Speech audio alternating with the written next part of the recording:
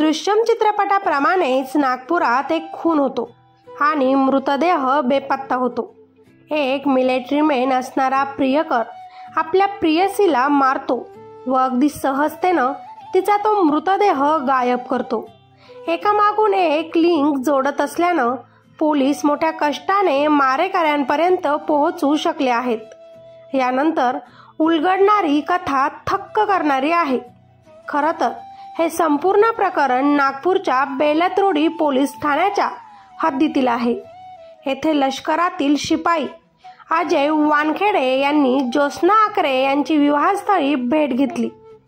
ज्योत्स्ना एक घटस्फोटीत 31 वर्षीय महिला होती. तिचे लग्न केवळ 1 वर्ष टिकले.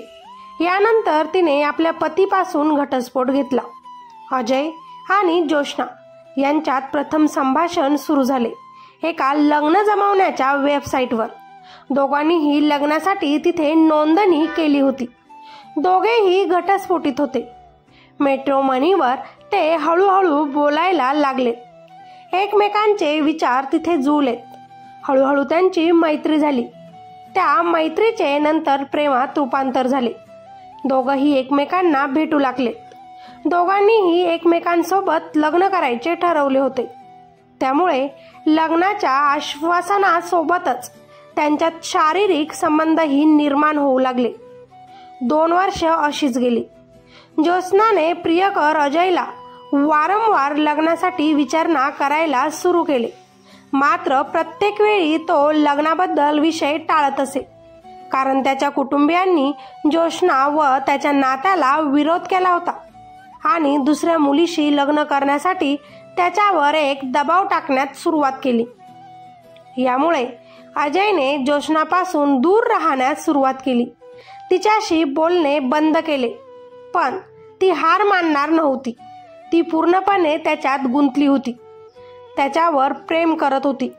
म्हणून अजयचाच एका मित्राच्या संपर्कातून तिनं अजयचा शोध घेतला. अजय कुठे आहे, तो काय करतो, ही सगळी विचारपूस तिनं त्याच्या मित्रालाच केली.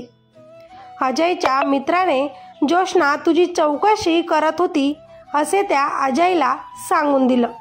हा सगळा प्रकार कळताच अजय आता थोडासा घाबरला. यानंतर त्याने आपल्या आईच्या मोबाईलवरून ज्योत्स्नाला फोन केला. 28 ऑगस्ट रोजी वर्धा रोड नागपूर येथे तिला त्यानं भेटायला बोलवलं. ती एका ऑटोमोबाईलच्या दुकानात काम करायची. तिने आपल्या मैत्रिणीच्या घरी जात असल्याचे तिच्या घरच्यांना निमित्त केले. रात्री आपण तिथेच मुक्काम करत असल्याचेही तिनं घरच्यांना सांगितले. अजय व ती दोघेही वर्धा रोड परिसरातील एका हॉटेलमध्येच थांबले होते. ज्योत्स्ना सारखं त्याला आपल्या लग्नाबद्दल बोलत होती. तू जर माझ्यासोबत आता लग्न केलं नाही तर मी तुझ्या वरिष्ठ अधिकाऱ्यांना फोन करेन. ते माझे ओळखीचे आहेत. तू माझ्यासोबत काय केले आहे हे मी त्यांना सांगेन व तुला नोकरीवरून कमी करेल. त्याला तिच्यासोबत लग्न करायचे नव्हते कारण त्याच्या आता दुसरीकडे लग्न जमले होते. आता तो त्या दुसऱ्या मुलीच्या कॉन्टॅक्टमध्ये होता. परंतु ज्योत्स्ना त्याला कामावरून कमी करण्याची धमकी सारखी देत होती. कुठेतरी त्याच्या मनात आता राग निर्माण झाला आणि काहीतरी षडयंत्र त्याच्या मनात चालले होते. काही वेळाने ते दोघंही हॉटेलमधून बाहेर पडल्यानंतर एका नजीकच्याच टोल प्लाझावर जाऊन पोहोचले. तिथे अजयनं ज्योत्स्नाला नशेचे कोल्ड्रिंक्स दिले व थोड्याच वेळात ज्योत्स्ना तिथे बेशुद्ध पडली. अजयने तिचा गळा व नाक आवळून तिचा खून केला. यानंतर तो तिचा मृतदेह एका निर्जन भागात घेऊन गेला. तिथे रात्री त्यानं एक खड्डा खणला. तिचा मृतदेह पुरून सिमेंटनं झाकण्यात तो यशस्वी झाला. त्यानं तिचा मोबाईल तिथे जंगलात फेकला नाही. आपल्या सोबतच तिचा मोबाईल त्यानं ठेवला. खूप पुढे आल्यानंतर तिचा मोबाईल वर्धा रोडवरून जाणाऱ्या एका ट्रकमध्ये त्यानं फेकून दिला. दुसऱ्या दिवशी ज्योत्स्ना घरी न परतल्यानं तिच्या कुटुंबियांनी बेलत्रोडी पोलीस ठाण्यात 29 ऑगस्ट रोजी बेपत्ता झाल्याची तक्रार नोंदवली. पोलिसांनीही तातडीने लगेचच तपास सुरू केला. सगळीकडे शोधलं तरीही तिचा पत्ता लागत नव्हता. अनेक दिवस ज्योत्स्ना सापडत नसताना 17 सप्टेंबर 2024 रोजी अपहरणाचा गुन्हा दाखल करण्यात आला. पोलिसांनी कॉल डिटेल रेकॉर्ड्स तपासले असता ती अजय वानखेडेला नियमित फोन करत असल्याचं त्यात आढळून आले. यानंतर पोलिसांनी अजयला चौकशीसाठी पोलीस स्टेशनमध्ये बोलवले. पण चोराच्या दाढीत पेढा असतो असे म्हणतात ना. पोलिसांचे नाव ऐकताच अजय खूप घाबरला. तो सैनिक असल्याचं त्यांना फायदा घेत पुण्यातीलच आर्मी हॉस्पिटलमध्ये पेशंट म्हणून तो दाखलही झाला.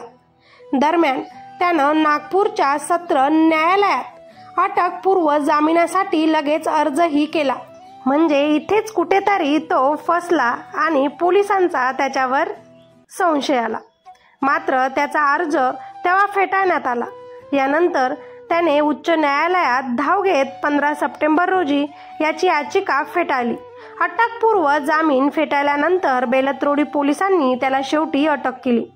पोलिसांनी त्याची कसून चौकशी केली असता त्यानेही शेवटी आपल्या गुन्ह्याची कबुली पोलिसांना दिलीच. यानंतर त्याने पोलिसांना गुन्ह्याची ही संपूर्ण घटनाही सांगितली की कशा प्रकारे त्यानं आपल्या प्रियसीचा खून केला.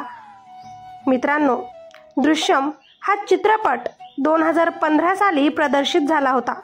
यामध्ये बॉलिवूड अभिनेता अजय देवगण मुख्य भूमिकेत आपल्याला दिसून आला होता. एक माणूस कसा खून करतो, मग स्वतःला आणि आपल्या कुटुंबाला वाचवण्यासाठी एक परिपूर्ण योजना कशी बनवतो, हेच या चित्रपटाच्या कथेत दाखवण्यात आले आहे. हा खून त्याच व्यक्तीनं केल्याचे माहीत असूनही त्याला अटक करण्यासाठी पोलिसांना कोणतेही पुरावे सापडत नाहीत. अशीच ही एक भयानक घटना महाराष्ट्रातील नागपूरमध्ये आपल्याला पाहायला मिळालेली आहे. अजय वानखेडेची प्रियसी तर हे जग सोडून गेलीच. त्याने स्वतःचंही आयुष्य आता बर्बाद केलं. देशाचा सेवेकरी असून देखील असे वाईट कृत्य केलं. स्वतःला वाचवण्याचा पुरेपूर प्रयत्नही त्यानं केला, पण त्यात तो असफल ठरला. अजय देवगण हा निर्दोष बाहेर पडला होता, कारण त्यानं कोणताही वाईट काम केलं नव्हतं. त्याच्या मुलीला वाचवण्यासाठी त्यानं सगळं काही केलं होतं, कारण खरंच तिच्यासोबत तेव्हा चुकीचंच घडलेलं होतं. त्यामुळेच शिकायचं असेल तर त्या मूव्हीतून, त्या पिक्चरमधून काहीतरी चांगलं शिका. त्यातून वाईट घेऊन वाईट संदेश लोकांपर्यंत तुम्ही पोहोचवू नका. खरं तर तुमचा घटस्फोट एकदा झालाय, दोनदा झालाय, त्यातून तुम्ही काहीतरी शिकलं पाहिजे. आपल्यासाठी योग्य पार्टनर निवडताना त्यांच्यासोबत अगोदर बोललं पाहिजे. दोघांचीही मंजुरी घेतली पाहिजे. दोघांचेही मतं जुळले पाहिजे. लग्ना अगोदरच शारीरिक संबंधांपर्यंत गेलंच नाही पाहिजे. अगोदर लग्न आणि नंतर सगळं काही पुढे बरोबर होतंच. पण जर तुम्ही लग्ना अगोदरच आपल्या शारीरिक इच्छा एकमेकांकडून पूर्ण करून घेत असाल, लग्ना अगोदरच नवरा बायकोसारखं पूर्ण राहत असाल, तर कदाचित एकमेकांच्या मनातील एकमेकांबद्दलचं तुमचं प्रेम कुठेतरी कमी होत जातं.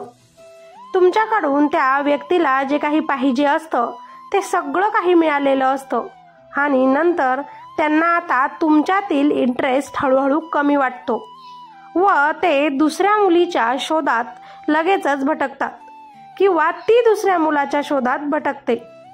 त्यामुळे लग्ना अगोदर फक्त तुम्ही एकमेकांची मने जुळवा. कुणाला काय आवडतं, पसंती बघा आणि त्यानंतरच एकमेकांना पूर्णपणे लग्नानंतरच स्वाधीन व्हा. तुम्ही प्रेम करतात, कुणी पळून जातं, कुणी लग्नही करतं, नंतर मग मारतात देखील किंवा खून देखील होतो किंवा कधी कधी कुणी आत्महत्या करतं. तुम्ही तर जातात, पण त्या आईवडिलांचं काय, ज्यांनी तुम्हाला जन्माला घातलं होतं, लहानाचं मोठं केलं होतं?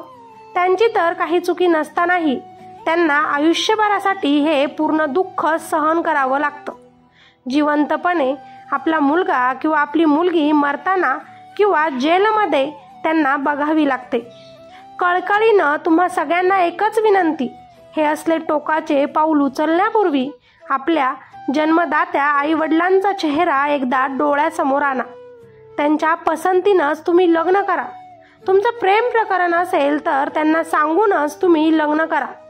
तुम्हीही खुश आणि तेही खुश. परंतु स्वतः असे निर्णय घेऊन स्वतःचा जीव गमावू नका किंवा स्वतःचं पूर्ण आयुष्य उद्ध्वस्त करू नका. चला, ही सत्य क्राईम स्टोरी आवडली असेल तर लगेचच आपल्या ह्या व्हिडिओला लाईक करा.